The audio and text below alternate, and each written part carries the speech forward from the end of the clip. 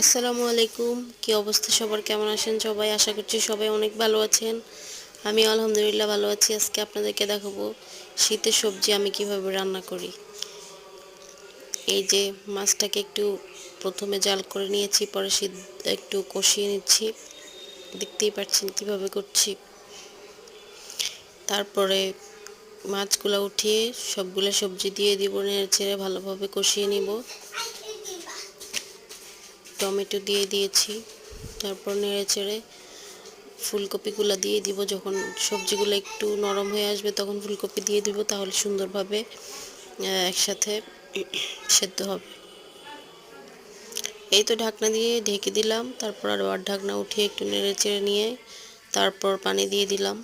পানি দিয়ে নেড়ে চেড়ে ভালোভাবে সেদ্ধ করে আবার ঢাকনা দিয়ে দিলাম। একটু পরপর খুলে দেখলাম, একটু কাঁচামরিচ দিয়ে দিলাম। কাঁচামরিচের ফ্লেভারটা আমার অনেক ভালো লাগে। এই যে মাছগুলো উপরে দিয়ে নিলাম, একটু পর ঢাকনা দিয়ে নেড়ে চেড়ে তারপর ধনিয়া পাতা বেশি করে দিয়ে নামিয়ে ফেললাম। কিভাবে আপনারা রান্না করেন অবশ্যই আমাকে কমেন্টসে জানাবেন। আমার রান্নাটা ভালো লাগলে অবশ্যই লাইক, কমেন্টস এন্ড শেয়ার করবেন।